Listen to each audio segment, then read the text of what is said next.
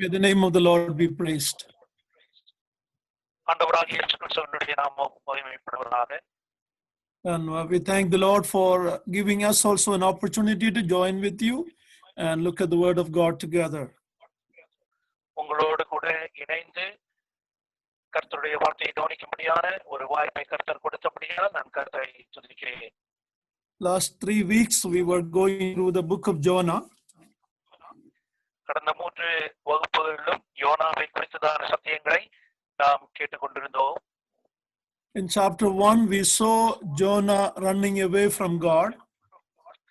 முதல் அதிகாரத்தில் யோனா தேவனை விட்டு விலகி செல்வதை குறித்து நாம் கண்டோம். In that ship, when Jonah was sleeping, the people of the ship woke him up and asked him few questions.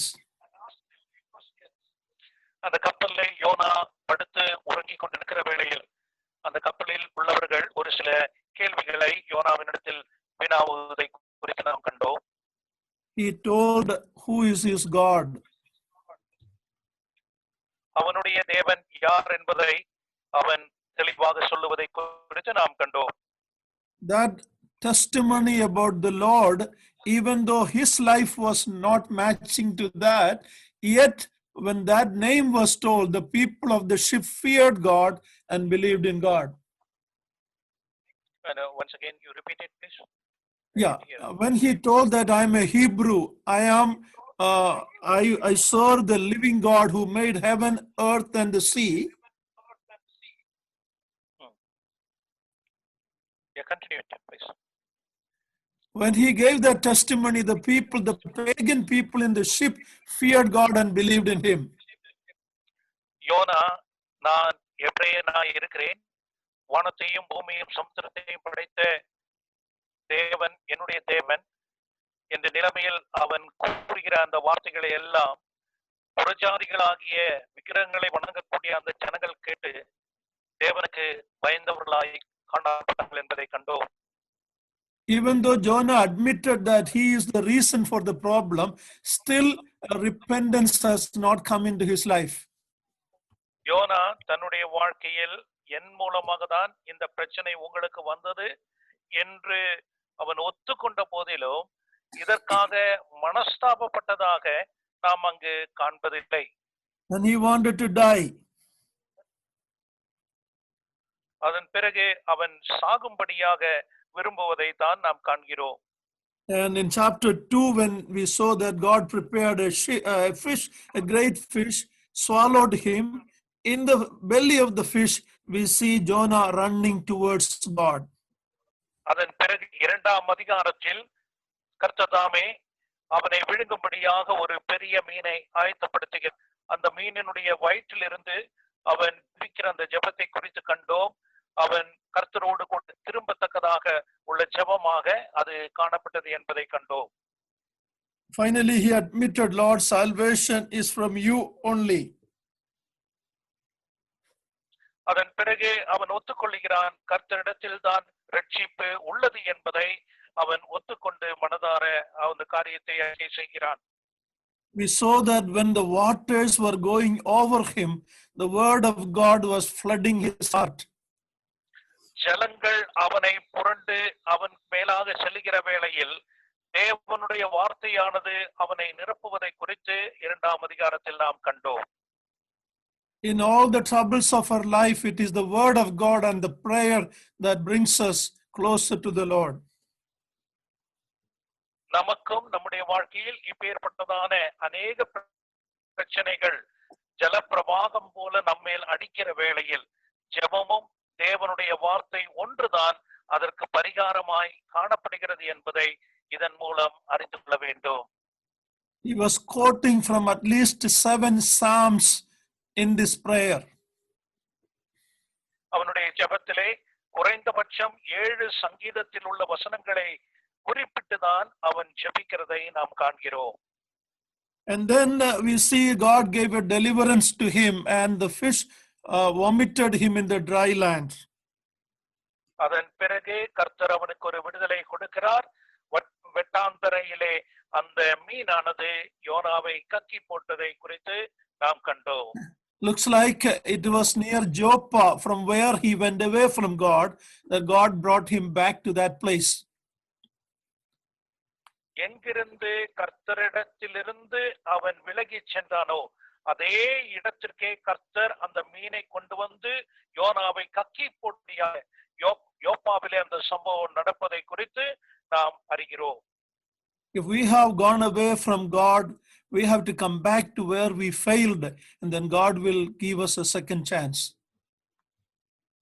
அதன் மூலமாக நாம் அறிந்து கொள்ள வேண்டிய ஒரு காரியம், நம்முடைய வாழ்க்கையிலும் கர்த்தரிடத்திலிருந்து விலகின ஒரு வீழ்ச்சி காணப்படும் என்றால், எந்த ஸ்தலத்தில் நாம் விழுந்தோமோ, எந்த சூழ்நிலையில் நாம் விழுந்தோமோ, அந்த இடத்திற்கே நாம் திரும்ப வருகிற வேளையில் தான் கர்த்தர் நமக்கு இரண்டாவது ஒரு வாய்ப்பை தந்து நம்மை பயன்படுத்தக்கூடியவராய் இருக்கிறார் என்பதை நாம் கண்டோம். Now, in chapter 3, we saw that the word of God came to Jonah the second time. மூன்றாம் அதிகாரத்திலே இரண்டாவது முறை கர்த்தருடைய வார்த்தையானது யோனாவுக்கு உண்டாவதை குறித்து நாம் கண்டோம். The last time we saw, that's an amazing verse, because God is a God of long suffering. He gives second chance to us even when we fail miserably. தேவன் நீடிய பொறுமையுள்ள தேவன் என்பதை தான் அதன் மூலமாக நாம் அறிந்து கொள்ள வேண்டும். இரண்டாவது ஒரு வாய்ப்பை ஒவ்வொருவருக்கும் தருகிறார் என்றால், எவ்வளவு நீடிய பொறுமையோடு கூட கர்த்தர் அந்த காரியத்தை தருகிறார் என்பதை உணர்ந்து தெய்வ பிள்ளைகள் மனம் திரும்ப வேண்டியவர்களாய் காணப்படுகிறார்கள். Failure is not final. நம்முடைய வாழ்க்கையில் வீழ்ச்சி என்று வருகிற வேளையில் அது ஒரு முடிவு அல்ல என்பதை உணர்ந்து கொள்ள வேண்டும். We saw the life of Moses, how God gave second chance, life of Peter, life of John Mark, so many others, my life, God has given second chance. I thank God for that. மோசேயினுடைய வாழ்க்கையிலும், பேதுருவினுடைய வாழ்க்கையிலும், மார்க்கினுடைய வாழ்க்கையிலும், என்னுடைய கூட இவ்விதமாக நம்முடைய வாழ்க்கையில் ஏற்படக்கூடியதான தோல்விகள், வீழ்ச்சிகளின் வேளையில் கர்த்தர் இரண்டாவது ஒரு வாய்ப்பை தருகிற வேளையில் நன்றியுள்ள இருதயத்தோடு கூட நாம் கர்த்தருடைய சமூகத்தில் கிட்டி சேர வேண்டியவர்களாக இதன் மூலம் அறிந்து கொள்ள வேண்டிய ஒரு சத்தியமாய் காணப்படுகிறது. Now Jonah went to Nineveh and he proclaimed what God asked him to preach. இப்பொழுது நினிவேக்கு யோனா சென்று கர்த்தர் என்ன பிரசங்கிக்கும்படியாக சொன்னாரோ அந்த பிரசங்கத்தை செய்வதை குறித்து நாம் கண்டோம். We saw the message and the messenger. நாம் தூதை குறித்தும் அந்த தூதை கொண்டு செல்லுகிற தூதுவனை குறித்தும் நாம் கண்டோம். Message is important than the messenger, but the messenger is also important. இந்த தூதை எடுத்து செல்லுகிற அந்த தூதுவனும் எந்த அளவிற்கு தூது முக்கியமாய் இருக்கிறதோ அதே போலவே அந்த நபரும் முக்கியம் வாய்ந்தவராய் காணப்படுகிறார். We saw the short message that Jonah gave. In 40 days, Nineveh will be overthrown. ஒரு மிக சுருக்கமான ஒரு செய்தி தான் யோனா கொடுக்கிறான். 40 நாட்களுக்குள்ளாக நினிவே கவிழ்க்கப்படும் என்ற ஒரு செய்தி தான் யோனா கொடுக்கிறான். Was it a good news? இது ஒரு நல்ல செய்தியா? சற்று சிந்தித்து பாருங்கள். It is a message of destruction. அழிவினுடைய ஒரு செய்தி அல்லவா யோனா அங்கு கொண்டு செல்லுகிறான். But we saw that in that God's grace and mercy was there. God has given them 40 days time. ஆனால் அந்த ஒரு செய்தியிலும் தேவனுடைய இரக்கமும் கிருபையும் காணப்படுவதை தான் நாம் கண்டுகொள்கிற ஒரு விஷயம். காரணம் 40 நாட்கள் அந்த மக்களுக்காக தேவன் கொடுப்பதை நாம் கண்டுகொள்ள வேண்டும். We also saw when the people of the city heard the message, from the greatest to the least, they repented and turned to God. அந்த செய்தியை கேட்ட மாத்திரத்திலே அந்த பட்டணத்தில் உள்ள மக்கள் எல்லாரும், பெரியவர்கள் தொடங்கி சிறியவர்கள் வரையும் இரட்டவும்.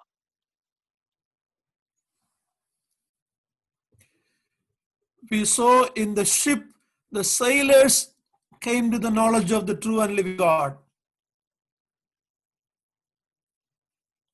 நாம் முதல் அதிகாரத்தில் கண்டது, கப்பலில் உள்ள மாலுமிகள் இந்த மெய்யான தேவனை குறித்ததான அறிவை கொண்டவர்களாக தேவனிடம் பக்கமாக திரும்பினார்கள் என்று கண்டோம். Ninevites were the most cruel, wicked people. They have come to the Lord.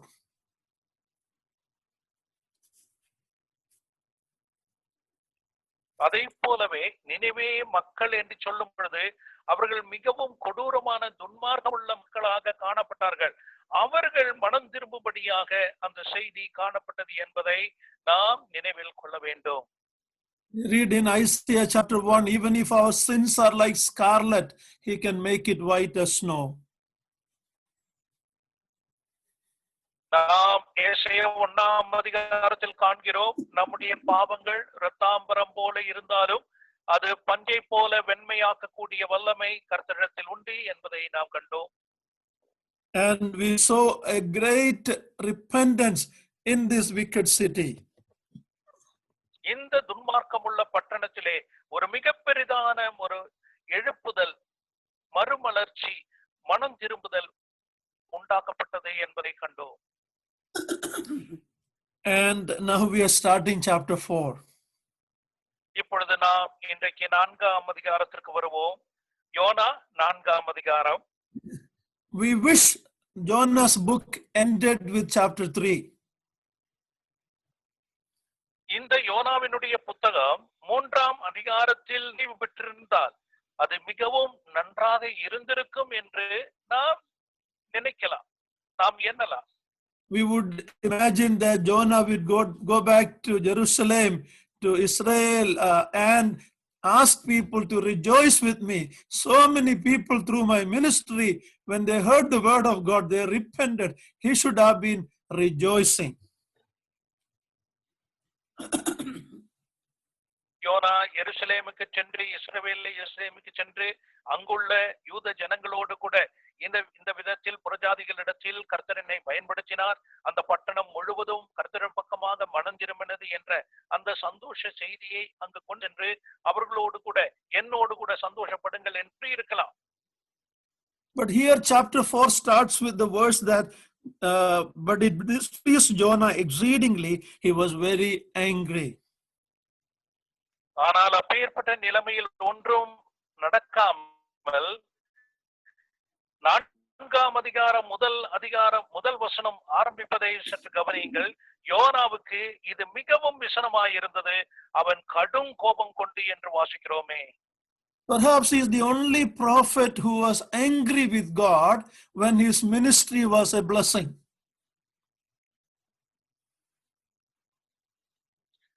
தன்னுடைய ஊழியம் ஆசீர்வதிக்கப்பட்ட ஊழியமாய் காணப்பட்ட வேளையில் தேவனோடு கோபம் கொண்ட ஒரே தீர்க்கதரிசி வேதாகமத்தில் உண்டென்றால் இது யோனாவாகத்தான் இருக்கும்.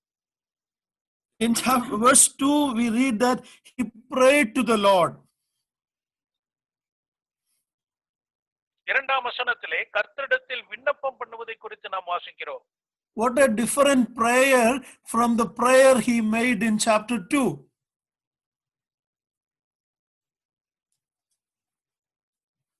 இரண்டாம் அதிகாரத்தில் அவன் ஜெபித்த அந்த ஜெபத்திற்கும் 4ஆம் அதிகாரம் 2ஆம் வசனத்தில் உள்ள ஜெபத்திற்கும் உள்ள வித்தியாசத்தை சற்று கவனியுங்கள். And now in verse 3 he is telling, take my life. He is again asking, desiring to die. 3ஆம் வசனத்துக்கு நாம் வரும்பொழுது மறுபடியும் தான் சாக வேண்டும் என்ற எண்ணம் கொண்டவனாக என் பிராணனை என்னை விட்டு எடுத்துக்கொள்ளும் என்று கர்த்தரிடத்தில் ஜெபிப்பதை நாம் அங்கே காண்கிறோம். He is not the only one who desired death among God's servants. தேவனுடைய கர்த்தருடைய ஊழியர்களே இவன் மட்டுமல்ல சாக வேண்டும் என்று விரும்பினது என்பதை வேதாகமத்திலிருந்து நாம் அறிந்து கொண்டிருக்கிறோம். Ezekiel, Jeremiah, and many others, Elijah, they all desired Moses. Many times they said, God, take my life. மோசே, எலியா, எசேக்கியேல், எரேமியா போன்ற தீர்க்கதரிசிகள் என்னுடைய பிராணனை எடுத்துக்கொள்ளும் என்று கர்த்தரிடத்தில் விண்ணப்பம் பண்ணின தேவ ஊழியர்களாக காணப்படுகிறார்கள் என்று வேதாகமத்தில் காண்கிறோம்.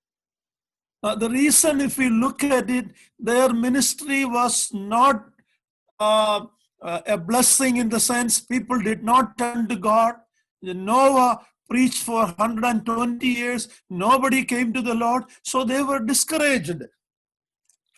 அதற்கு காரணம் என்னவென்றால் மற்றவர்கள் இவ்விதமாக சாக வேண்டும் என்று சொல்வதற்கு காரணம் தங்களுடைய ஊழியமானது எந்த விதத்திலும் மற்ற புறஜாதிகளிடத்தில் மற்ற மக்களிடத்தில் எடுபடாத காரணத்தினால்.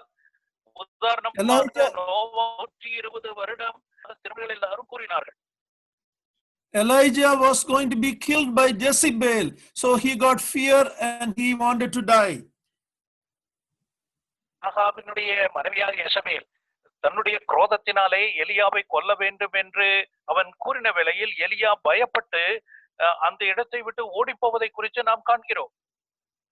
But here Jonah's ministry is a success. Many multitudes have believed in the true and living God, and now he is displeased and he wanted to die. ஆனால் அவர்களுடைய சூழ்நிலைமை போல அல்ல யோனாவினுடைய சூழ்நிலைமை. யோனா இப்பேற்பட்டதான ஊழியம் செய்து ஒரு ஆசீர்வதிக்கப்பட்ட ஊழியமாக அநேக மக்கள் கர்த்தரிடமாக திரும்பின மனம் திரும்பின ஒரு ஊழியமாக காணப்பட்ட இந்த சூழ்நிலைமையில் தான் யோனா இப்பேற்பட்ட நிலைமையில் தன்னுடைய பிராணனும் சாக வேண்டும் என்ற நிலைமையிலே அவன் கர்த்தரிடத்தில் விண்ணப்பம் பண்ணுவதை நாம் இங்கே காண்கிறோம். When we look at why he desired like that, we can learn some great lessons. ஏன் இப்பேற்பட்டதான ஒரு முரண்பாடு யோனாவினுடைய வாழ்க்கையில் காணப்பட்டது, ஏன் இந்த விண்ணப்பத்தை கர்த்தரிடத்தில் எடுக்கிறார் என்று நாம் காண்கிற வேளையில் அதிலிருந்து ஒரு சில சத்தியங்களை நாம் கற்றுக்கொள்ளக்கூடும். First of all, Jonah forgot the grace God has shown to him when he disobeyed and went away. முதலாவதாக யோனா தேவனுக்கு கீழ்ப்படியாமல் கர்த்தரிடத்தில் விளங்கி சென்ற பிறகு கர்த்தர் அவனிடத்தில் காண்பித்த அந்த கிருபையை மறந்து விட்டவனாக காணப்படுகிறான். Secondly, he had prejudice in his life. He did not like the Assyrian people. He had prejudice and pride in his life. Therefore, he didn't want God to show grace and mercy to others. இரண்டாவதாக ஒரு எபிரேயன் என்ற நிலைமையிலே தன்னுடைய வாழ்வில் ஏற்பட்டதான ஒரு முன்விதியாக அவனுடைய வாழ்க்கையில் உள்ள ஒரு பெருமையாக கர்வமாக அவர் மற்றவர்கள் புறஜாதிகள் மனம் திரும்புவதை அசீரியர்கள் மனம் திரும்புவதை அவன் விரும்பாத நிலைமையில் இரண்டாவதாக அவன் காணப்படுகிறான். He wanted to see the Ninevites destroyed. நினிவேயானது அழிக்கப்பட்டதை அவன் காண விரும்பினான். He had prejudice in his life. அந்த நிலைமையிலே ஒரு முன்விதியோடு கூட தான் அவன் செயல்பட்டதை நாம் அறிந்து கொள்ள வேண்டும். Another reason may be he was a prophet. In the Old Testament we read that when a prophet prophesy, it does not fulfill, then he is considered a false prophet. பழைய ஏற்பாட்டிலே நாம் கவனிக்க வேண்டிய ஒரு காரியம், தீர்க்க தரிசனம் கூறுகிற வேளையில் அந்த தீர்க்க தரிசனம் நிறைவேறாவிட்டால் அவன் ஒரு கள்ள தீர்க்கதரிசி என்றுதான் பழைய ஏற்பாட்டு வேதம் எடுத்து சொல்லுகிறது என்பதையும் நாம் தெரிந்து கொள்ள வேண்டும். So Jonah was more concerned about his reputation, his prestige, his ego than the souls coming to the Lord. அவன ஒரு சூழ்நிலைமை உயர்ந்த சிறப்பான ஒரு சூழ்நிலைமையை ஒழிய மற்றவர்கள் புறஜாதிகள் கர்த்தர் பக்கமாக மனம் திரும்புவதை குறித்து அவன் விரும்பாத ஒரு நபராக காணப்பட்டான் என்பதையும் இதிலிருந்து நாம் அறிந்து கொள்ளலாம். He was more concerned about his prestige. What will people think if I am considered a false prophet? நான் ஒரு கள்ள தீர்க்கதரிசி என்று மற்றவர்கள் என்னை குறை கூறினால் என்னுடைய நிலைமை எவ்வளவு மட்டமாக காணப்படும் என்ற நிலைமையிலே என்னுடைய உயர்தரமான சூழ்நிலைமை எல்லாம் மாறி போகுமே என்பதை குறித்து தன்னை குறித்ததான கவலையோடு கூட தான் இந்த ஒரு விஷயத்தில் இவ்விதமாக ஈடுபடுகிறார். You see, Jonah had an attitude problem. ஆகையால் இப்பேற்பட்டதான ஒரு மனோபாவ பிரச்சனையிலே தான் யோனா இப்பொழுது காணப்படுகிறார். We need to examine my life and your life. What do we think about other people?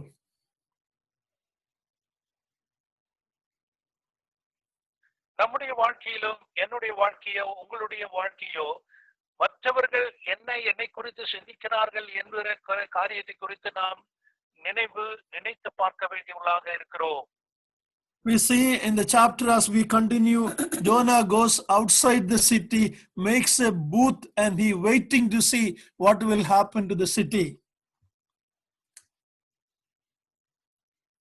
நாம் என்ன காண்கிறோம்? இந்த பட்டணத்தை விட்டு சற்று தொலைவில் சென்று அங்கே தனக்கென்று ஒரு கூடாரம் போல அமைத்து இந்த பட்டணத்திற்கு என்ன சம்பவிக்க போகிறது என்று பார்ப்போம் என்று அவன் அங்கே அமர்ந்து கொண்டு பார்ப்பதை குறித்து நாம் அங்கே வாசிக்கிறோம்.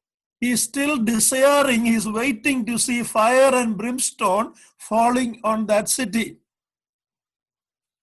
அந்த பட்டணத்தின் மேலே எல்லா விதமான அக்கினியும் கந்தகமும் விடக்கூடிய நிலைமையிலே அப்பேற்பட்டதான ஒரு அழிவு ஏற்பட வேண்டும் என்ற சிந்தனையில் தான் அவன் அங்கே காத்திருக்கிறான்.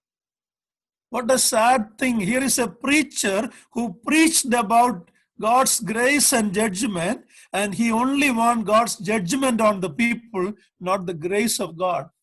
இங்கே கர்த்தருடைய ஊழியன் அந்த பட்டணத்தில் சென்று தேவனுடைய கிருபையையும் நியாய தீர்ப்பையும் பிரசங்கித்த ஒருவன் இப்பொழுது கர்த்தருடைய நியாய தீர்ப்பு மட்டும் அந்த பட்டணத்தில் விட வேண்டும் என்று காத்திருக்கிறான். கிருபை காணப்படக்கூடாது என்ற சிந்தனையில் அல்லவா அவன் அங்கே காத்திருப்பதை அங்கே நாம் காண்கிறோம். We read the Lord Jesus Christ telling about a great debtor who had a huge debt.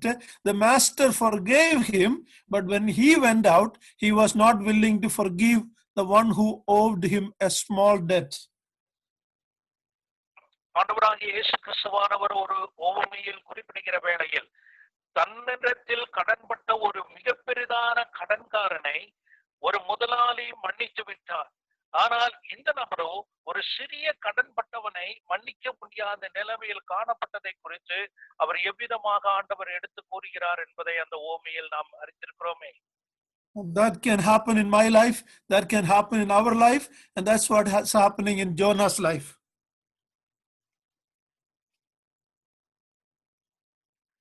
அது நம்முடைய வாழ்க்கையிலோ என்னுடைய வாழ்க்கையிலோ மற்றவர்களுடைய வாழ்க்கையிலோ இவ்விதமாக சம்பவிக்கலாம். இதே போலதான் யோனாவுடைய வாழ்விலும் ஏற்பட்டது என்பதை இந்த அதிகாரத்திலிருந்து நாம் அறிந்து கொள்கிறோம்.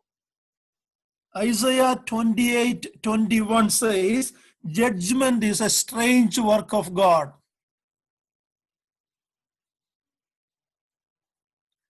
எஸ்ஐயா 28ஆம் அதிகாரம் 21ஆம் வசனத்திலே நியாய தீர்ப்பு என்பது தேவனுடைய ஒரு அபூர்வமான காரியம் என்பதை நாம் அங்கே வாசிக்கிறோமே. But in Micah 7:18 we read, God delights to show mercy.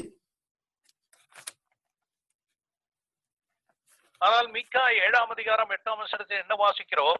கர்த்தர் இரக்கம் காண்பிப்பதில் பிரியமுள்ளவராய் இருக்கிறார். 18ஆம் வசனத்திலே 7:18 கர்த்தர் இரக்கம் காண்பிப்பதில் பிரியமுள்ளவராய் இருக்கிறார் என்பது வாசிக்கிறோமே. God delights to show mercy.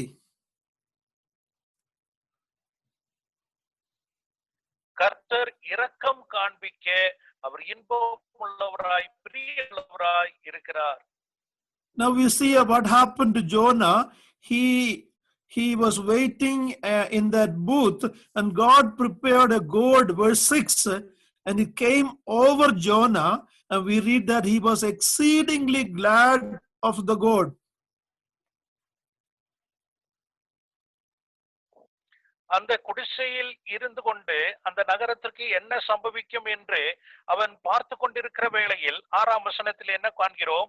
யோனாவினுடைய தலையின் மேல் நிழல் உண்டாயிருக்கவும் அவனை அவனுடைய மனமுடிவுக்கு நீங்களாக்கவும் தேவனாகிய கர்த்தர் ஒரு ஆமணக்கு செடியை முளைக்க கட்டளையிட்டார் என்பதை நாம் இங்கே வாசிக்கிறோம். So now in the booth his comfort is increasing.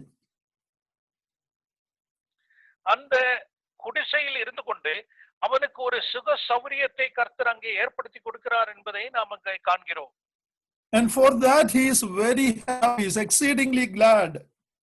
கர்த்தர் அப்பேற்பட்டதான ஒரு சுக சௌரியம் அவனுக்கு உண்டாகி கொடுக்கப்பட்டதில்லை, அவன் மிகவும் சந்தோஷப்பட்டான் என்று அந்த 6ஆம் வசனத்திலே காண்கிறோமே. But the same God who prepared a gourd, we see in verse 7, he also prepared a worm. எந்த தேவன் ஆமனுக்கு செடியை அவனுக்கு நிழலுக்காக ஏற்படுத்தி கொடுத்தாரோ அதே தேவன் 7ஆம் வசனத்திலே நாம் என்ன காண்கிறோம்? ஒரு பூச்சியை கட்டளையிட்டார் என்று நாம் வாசிக்கிறோம். And it caused that plant to be withered. அந்த பூச்சியின் மூலம் ஆமனுக்கு செடியானது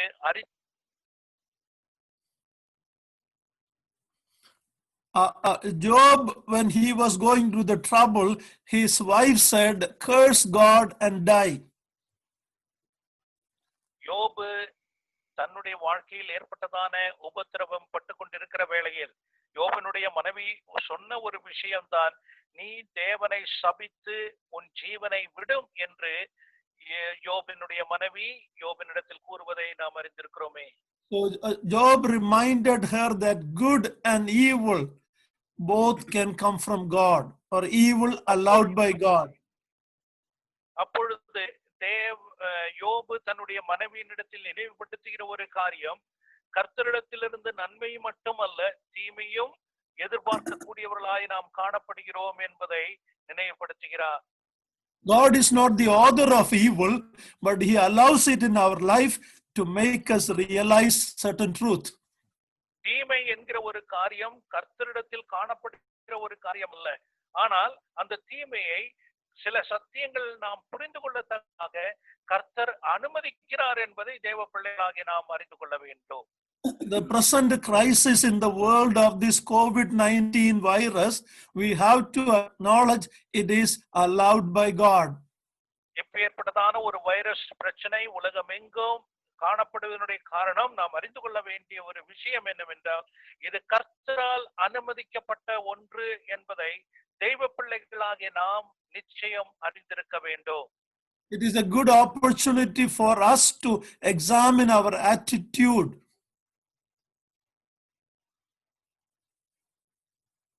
இது ஏதோ எதேச்சையாக நடந்த ஒரு சம்பவம் என்று நினைக்காமல், இவையெல்லாம் கர்த்தர் அனுமதித்த ஒரு காரியம்.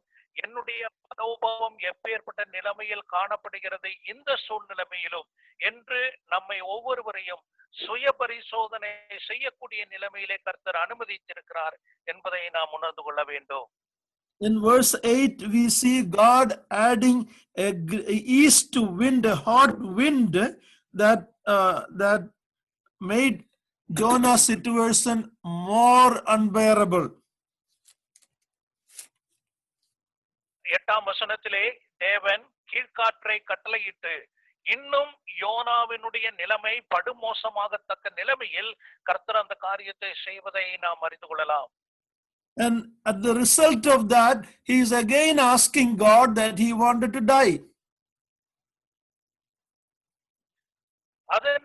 அதனுடைய தீர்வை குறித்து நாம் வாசிக்கிற வேளையில் அந்த 8ஆம் வசனத்திலே மறுபடியுமாக யோனா கர்த்தரிடத்தில் கேட்கிறான், நான் சாவ விரும்புகிறேன் என்று. Even though the problems are increased, there is no attitude change in Jonah's life. இப்பேற்பட்டதான பிரச்சனைகள் அதிகமாகிற வேளையில் தன்னுடைய மனோபாவத்தை மாற்ற வேண்டும் என்ற சிந்தனை யோனாவுக்கு காணப்படுவதில்லை என்பதை தான் இங்கே நாம் அறிந்து கொள்ள வேண்டிய ஒரு சத்தியம். God can increase the heat and the problem in our life to bring us back to God.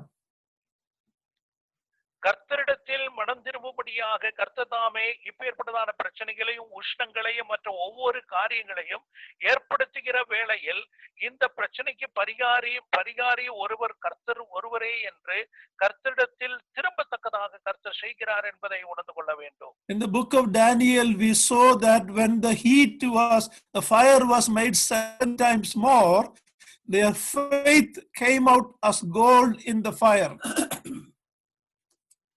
தானியேலின் புத்தகத்திலே நாம் காண்கிற ஒரு காரியம், அந்த 3 வாலிபர்களும் அக்கினியிலே போடப்பட்ட வேளையில், ஏழத்தனையாக அந்த அக்கினியினுடைய உக்கிரம் கோட்பட்ட வேளையில் அவர்கள் எந்த நிலைமையிலும் அந்த பிரச்சனைக்கு எந்த நிலைமையிலும் கலங்காமல் அவர்களுடைய விசுவாசமானது அதிகமாக வெளி காண்பிக்கக்கூடிய நிலைமையிலே அது காணப்பட்டது.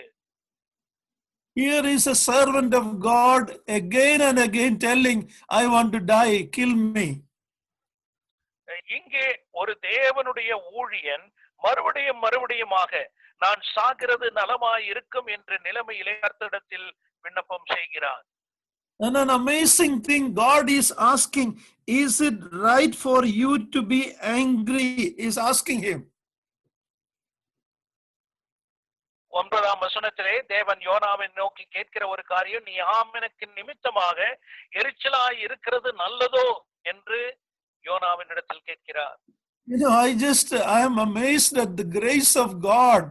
This man wanted to die from chapter 1, chapter 3, chapter 4. He wanted to die. So many times he's telling, I want to die. I don't know why God is not taking his life away.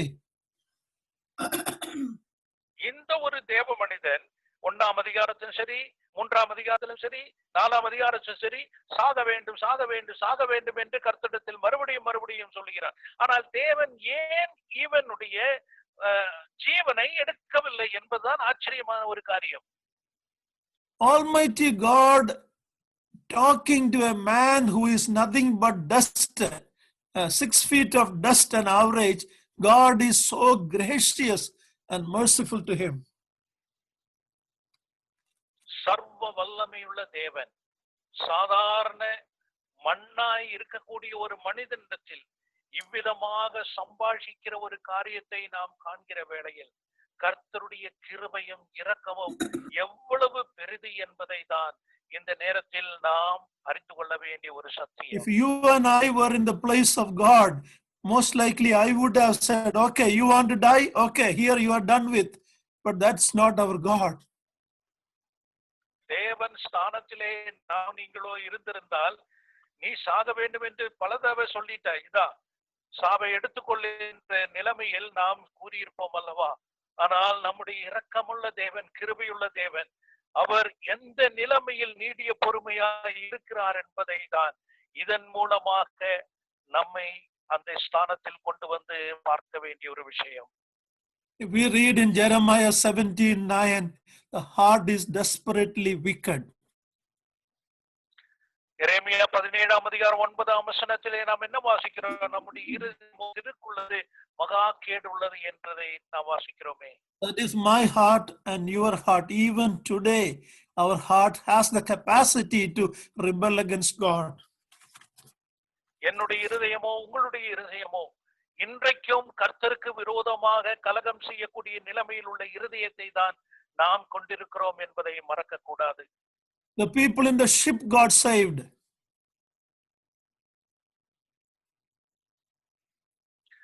அந்த கப்பலில் இருந்த அந்த ஜனங்கள், அந்த மக்கள் கர்த்தர் பக்கமாக திரும்பினார்கள் என்று பார்க்கிறோம். A great multitude in the city of Nineveh turned to God.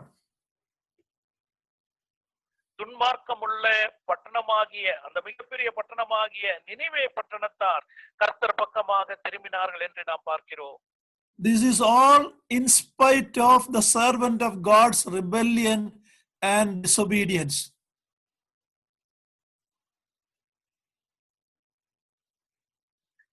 இந்த தேவ மகனாகிய கர்த்தருடைய ஊழியனாகிய யோனாவினுடைய கலகம் இருந்த பொழுதிலும் இப்பேற்படாம் நினைவில் கொள்ள வேண்டியவர்களாக இருக்கிறோம். Here is a man of God worrying about a plant when God is concerned about the souls of men. மனுஷனுடைய ஆத்மாவை குறித்து அக்கறை கொண்டவராக, கவலை கொண்டவராக இருக்கக்கூடிய தேவன் இருக்கிற வேளையில் இங்கே ஒரு தேவ மனிதன் இப்பேற்பட்டதான ஆத்துமாக்கள் ரட்சிக்கப்படுவதை குறித்து கவலை கொண்டவனாக காணப்படுவதை தான் நாம் அறிந்து கொள்வோம். எப்பேற்பட்டதான ஒரு முரண்பாடு இங்கே காண்கிறோம். Many a times we are also like that. அநேக முறை நம்முடைய வாழ்க்கையிலும் இவ்விதமாக காணப்படுகிறது அல்லவா? We worry about things that are temporal instead of worrying about eternal things. நித்தியமான காரியங்களை குறித்து நாம் கரிசனை கொள்ளாமல் தற்காலிகமான காரியத்தை குறித்து அக்கறை கொண்டவர்களாக அநேக முறை கவலை கொண்டவர்களாக காணப்படுகிறோமே. The Lord reminded the disciples, look at the birds of the sky, look at the flowers of the ground. Why do you worry? What do you eat? What do you drink? What cloth you put on?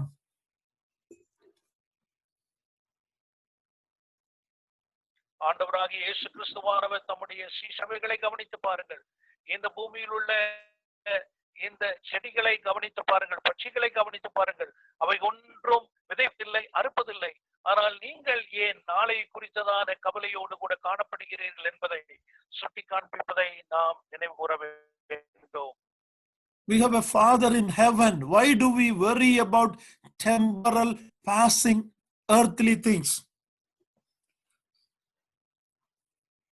நாம் எப்பேற்பட்ட சர்வ வல்லமையுள்ள பிதாவானவர் நமக்காக பரலோகத்தில் இருக்கிறார் என்ற நினைவில் இருக்கிற வேளையில் இப்பேற்பட்ட தற்காலிகமான இன்றைக்கு இருந்து நாளைக்கு இல்லாமல் போகிற காரியத்தை குறித்து ஏன் நாம் கவலை கொண்டவர்களாய் காணப்பட வேண்டும்? The people of the world worry about it because they don't have a Father in heaven. But you and I have a Father in heaven. What should be our main concern? இந்த உலகத்தில் உள்ள மக்களை போல அல்ல, அவர்கள் கவலை கொண்டவர்களாய் காணப்படுகிறார்கள். காரணம், அவர்களுக்கு பிதாவானவர் பரலோகத்தில் இல்லை. ஆனால் நாமோ ஒரு வல்லமையுள்ள பிதாவை பரலோகத்தில் கொண்டிருக்கிறபடியால் நாம் ஏன் மற்ற மக்களை போல கவலையோடு கூட விசனத்தோடு கூட காணப்பட வேண்டும்? Word of God tells us not to worry, not to be concerned. கர்த்தருடைய வசனமானது நீங்கள் ஒன்றை குறித்து கவலை கொண்டவர்களாய் இருக்கக்கூடாது என்று வேதம் சொல்லுகிறது. At the same time, we should be concerned about the real issues. அதே சமயத்தில் உண்மையான காரியங்கள், சம்பவங்கள் என்ன என்பதை குறித்ததான அக்கறையோடு கூட நாம் காணப்பட வேண்டும். Paul talks about Timothy. There is nobody like him who genuinely cares about you. அப்போஸ்தலனாகிய பவுல் தீமோத்தேயை குறித்து அவங்க சொல்லுகிற ஒரு நற்சாட்சி என்று பார்க்கும் பொழுது, தீமோத்தேயை போல உன்மேல் அக்கறை கொண்ட யாரும் இல்லை என்பதை அங்கே ஒரு நற்சாட்சியாக குறிப்பிடுவதை கவனிக்க வேண்டும். We should not be worrying about passing things, but we should be concerned about lasting things. கடந்து போகிற காரியங்களை குறித்து நாம் எந்த நிலைமையிலும் கவலை கொள்ளாமல் நித்தியமான என்றென்றைக்கும் நிலைத்திருக்கிறதான காரியத்தை குறித்து நாம் கவலை கொண்டவர்களாய் இருக்க வேண்டும். We read that when Jesus healed a demonic man in Gennesaret, we see the people of that city were more concerned about the pigs than the one soul that came to the Lord. கெனசரேத்தில் உள்ள பிசாசு பிடித்த அந்த நபரை ஆண்டவராகிய இயேசு கிறிஸ்துவானவர் சுகமளித்த வேளையில் அந்த நகரத்தில் உள்ள ஜனங்கள் அந்த பன்றிகளை குறித்துதான கவலை கொண்டவர்களாய் இருந்தார்களே ஒழிய இந்த ஒரு மனிதன் இப்பேற்பட்டதான ஒரு மாற்றம் ஏற்படுத்தப்பட்டதை குறித்து சந்தோஷப்பட்டதாக நாம் காண்பதில்லையே. In closing of this chapter, we see God's word, God's heart, God's compassion to souls. We see in this last verse, verse 11. இந்த 4ஆம் அதிகாரம் 11ஆம் வசனத்திலே நாம் காண்கிற வேளையில் கர்த்தர் மக்கள் மேல் வைத்திருக்கிறதான தம்முடைய இருதயமும் அவர் எப்பேற்பட்டதான இரக்கம் கொண்டவராக கிருபை கொண்டவராய் காணப்படுகிறார் என்பதை தான் 4ஆம் அதிகாரம் 11ஆம் வசனத்தில் அந்த முடிக்கிற வசனத்திலே நாம் காண்கிறோம். He is telling about he having pity, compassion on a multitude of people. இப்பேற்பட்டதான திரளான ஜனங்களுக்காக பரிதபிக்கக்கூடிய ஒரு தேவன் என்பதை குறித்து தாம் குறிப்பிடுகிறார். Our God not only is concerned about the multitude, he is concerned about each soul. திரளான ஜனங்கள் என்று மொத்தமாக கர்த்தர் அக்கறை கொண்டவராக மட்டுமல்ல, ஒவ்வொரு தனிப்பட்ட ஆத்துமாவும் கர்த்தருக்கு விலையேறப்பட்டது என்பதை நாம் கருத்தில் கொள்ள வேண்டும். So what do we learn in this chapter? ஆகையால் இந்த 4ஆம் அதிகாரத்தில் நாம் தேவ பிள்ளைகள் கற்றுக்கொள்கிற சத்தியம் என்ன? Jonah had an attitude problem which was hindering in enjoying the joy of salvation of other people. மற்ற ஜனங்களுடைய ரட்சிப்பினுடைய சந்தோஷத்தை தானும் அனுபவிக்க வேண்டும் என்ற அந்த சிந்தை இல்லாத ஒரு மனோபாவ பிரச்சனை கொண்டவனாக யோனா காணப்பட்டான் என்பதை நாம் அறிந்து கொள்ள வேண்டும். He was concerned about his own reputation. தன்னுடைய உயர்ந்த நிலைமை, தன்னுடைய எந்த அந்தஸ்து எந்த நிலைமையிலும் பாதிக்கப்படக்கூடாது என்ற எண்ணத்தை கொண்டவனாக YONO காணப்பட்டான். One thing I want to point out from this book. இந்த யோனாவின் புத்தகத்திலிருந்து ஒரு குறிப்பை உங்கள் முன்பாக சுட்டி காண்பிக்க விரும்புகிறேன். In chapter 3 we see Jonah, when he got the second chance, he went and did what God told him to do. இரண்டாவது வாய்ப்பு யோனா கிடைக்கப்பட்ட மாத்திரத்திலே கர்த்தர் என்ன செய்ய சொன்னார் அதை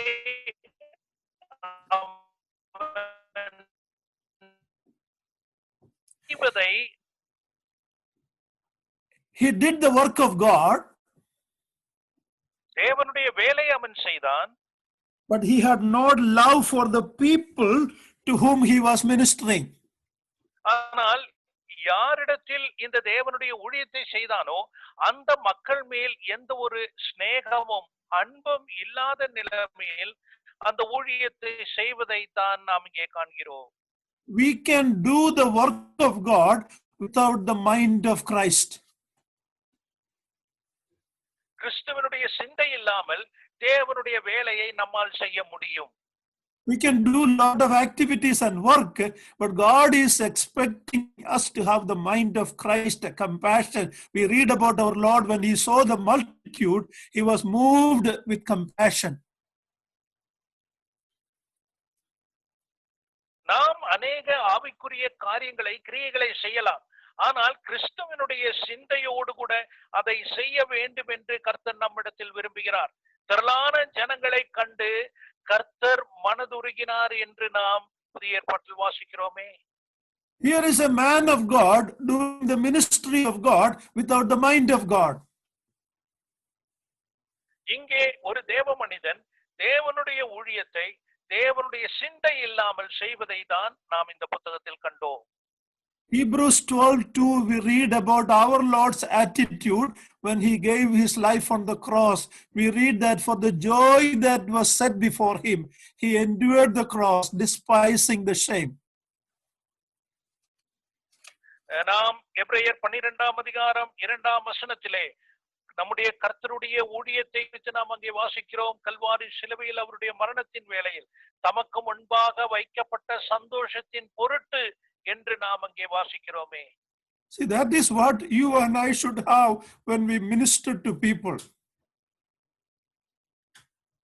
தமக்கு முன்பாக வைக்கப்பட்ட சந்தோஷத்தின் பொருட்டு சிலுவை மரணத்தை சகித்த ஆண்டவருடைய அதே சிந்தை தான் இந்த கிறிஸ்துவை பின்பற்றக்கூடிய நம்முடைய சிந்தையும் காணப்பட வேண்டும்.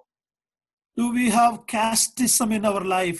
Do we look down at other people who are poorer or maybe of a different caste, different language, different background than us, maybe financially? Do we look down at them or do we show God's heart to each one of them? நம்முடைய சபையிலே கூடி வரக்கூடிய மற்றவர்களை நாம் எவ்விதமாய் காணக்கூடியவர்களாய் இருக்கிறோம். மொழியினுடைய பிரச்சனை, ஜாதியினுடைய பிரச்சனை, மற்ற நிற பிரச்சனை, இப்பேற்பட்டதான கீழ்த்தரமான சிந்தனையோடு கூட அவர்கள் ஏழைகள், பணம் இல்லாதவர்கள் என்ற சிந்தையோடு ஒரு கீழ்த்தரமான நினைவோடு கூட நாம் மற்றவர்களை பார்க்கிறோமா?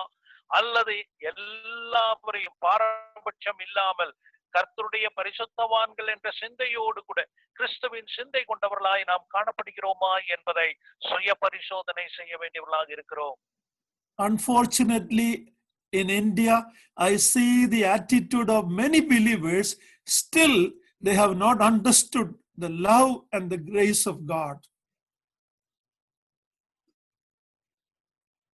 தேவனுடைய அன்பும் தேவனுடைய கிருபையும் இல்லாத அநேகர் சபைக்கு வந்து இப்பேற்பட்டதான சிந்தை கொண்டவர்களாய் இருக்கிறது அகிக்க முடியாத ஒரு காரியமாய் இருக்கிறது. அதிர்ஷ்டவசமான ஒரு காரியம் என்று நான் இந்த இந்திய தேசத்தில் உள்ள அநேகரை பார்க்கிற வேளையில் நினைக்க வேண்டியதாக காணப்படுகிறது. Of course, it is there in other countries also. மற்ற தேசங்களிலும் அது காணப்படுகிறது, இல்லை என்று நான் குறிப்பிடவில்லை. There is discrimination of color, discrimination of the caste, so many things even in believers' heart. விசுவாசிகள் என்று சொல்லிக் கொள்ளுகிறவர்களுடைய இருதயத்திலும் நிற பிரச்சனை, ஜாதி பிரச்சனை, மொழி பிரச்சனைகளை கொண்டு வந்து அநேகர் மற்ற சிந்தையோடு கூட பார்க்கக்கூடும் சபையிலே காணப்படுகிறார்கள். At Calvary, we are all washed by the same precious blood of the Lord Jesus Christ. God so loved the world, and his heart is for everyone, and we should have the same heart in our life. கல்வாரியிலே நாம் எல்லாரும் கழுவப்பட்டவர்களாக தேவன் இவ்வளவாய் உலகத்தில் அன்பு கூர்ந்தார் என்ற வசனத்தின் அடிப்படையில் அந்த அன்பாலே நாம் எல்லாரும் கழுவப்பட்டவர்களாய் காணப்படுகிறோம், அவருடைய பிள்ளைகளாய் காணப்படுகிறோம் என்ற சிந்தை நம்மை ஒவ்வொருவரையும் ஆட்கொள்ள வேண்டியதாய் இருக்கிறது. A few things and then I will close it. ஒரு சில குறிப்புகளை மட்டும் சொல்லி நான் முடிக்கிறேன். In verse 11, we see in the end of the book, God's word is the final. இந்த புத்தகத்தினுடைய கடைசி வசனத்திலே நாம் வாசிக்கிறோம், கர்த்தருடைய வசனம் தான் எல்லாவற்றுக்கும் முடிவு என்று காண்கிறோம்.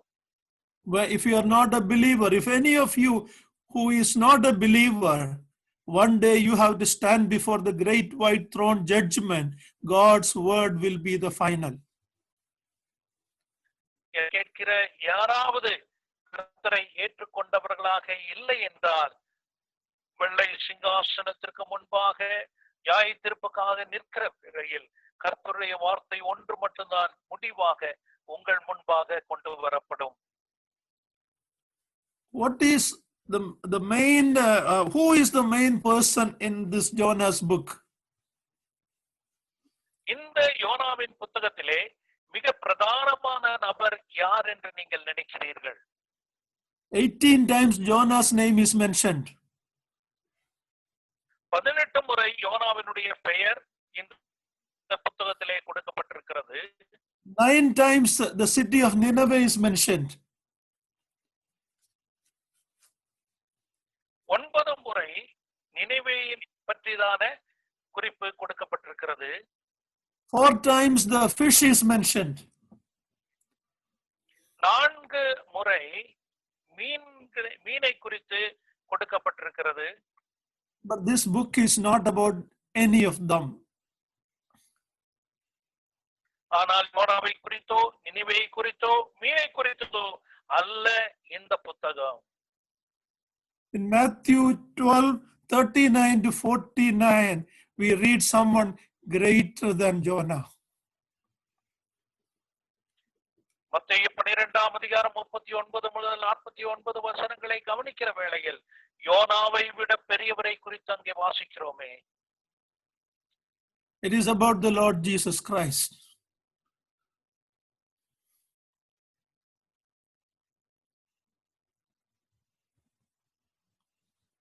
ஆண்டவராகிய இயேசு It is about the Lord.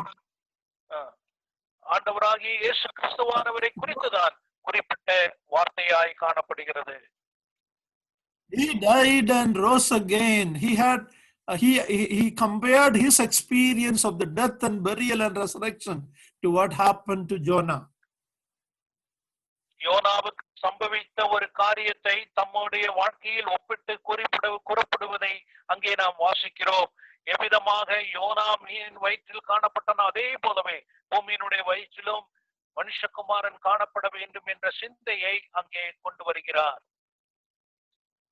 Jonah had a near death experience. மரணத்திற்கு துல்லியமான ஒரு அனுபவம் யோனாவுக்கு ஏற்பட்டது. But Jesus Christ died for you and me.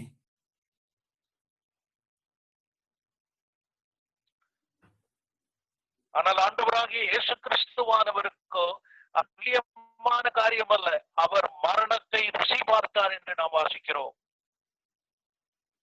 Jonah was a disobedient servant of God. யோபை குறித்து பார்க்கிற வேளையில் அவன் கீழ்ப்படியாத தேவனுடைய தாசனாய் காணப்பட்டான்.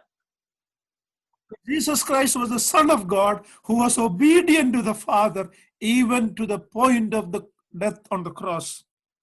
ஆனால் ஆண்டவராகிய இயேசு கிறிஸ்துவானவரோ தேவனுடைய குமாரனாக முற்றிலும் கீழ்ப்படிந்தவராய் காணப்பட்டார். சிலுவை பரியந்தம் அவர் கீழ்ப்படிந்தவராகி என்று நாம் வாசிக்கிறோம். He is greater than Jonah. ஆகையால் தான் யோனாவை விட பெரியவர் என்று அங்கே குறிப்பிடுவதை நாம் அங்கே காண்கிறோம். He is greater than Solomon. அவர் சாலமோனை விட பெரியவர் என்று நாம் அங்கே வாசிக்கிறோமே. Greater than Moses, Aaron, the temple and everything.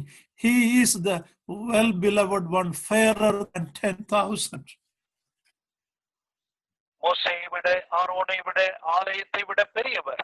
அவர்தான் 10,000களில் சிறந்தவர், எல்லாவற்றுக்கும் மேலானவர் என்பதை நாம் அறிந்திருக்கிறோம். In closing, I said this many times. In closing, Jonah's Nineveh story doesn't end with the book of Jonah. நினிவேயினுடைய சம்பவமானது யோனாவினுடைய புத்தகத்தோடு முடிவது கிடையாது. A little later, we see the book of Nahum. நாகூம் என்ற தீர்க்கதரிசன புத்தகத்தை அதன் பிற்பாடு நாம் காண்கிறோமே. Even though God spared this city at this time, about 100 years later, the same Nineveh city was completely destroyed by God.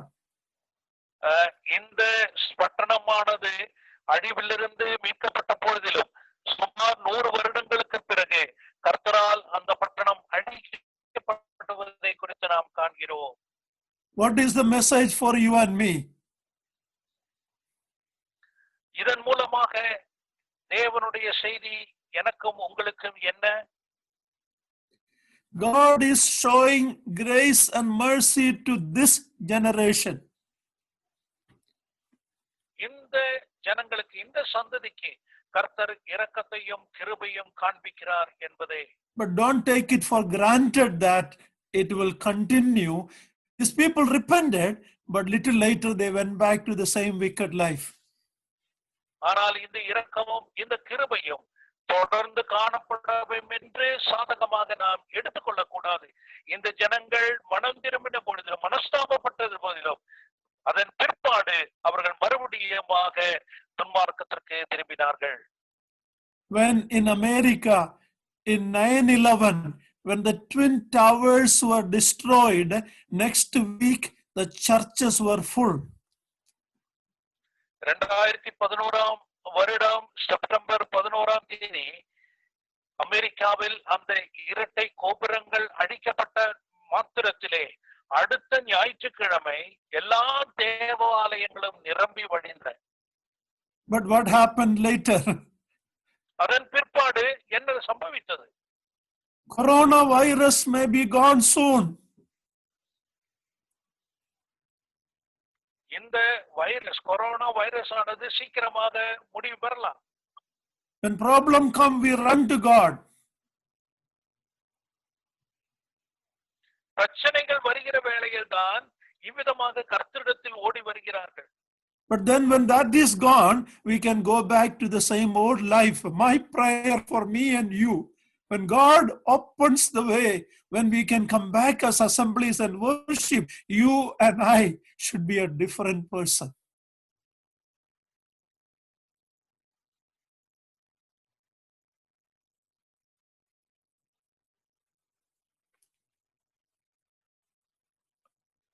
My desire is that when this problem gone, We will not turn back away from God. We will come with a greater zeal to follow the Lord.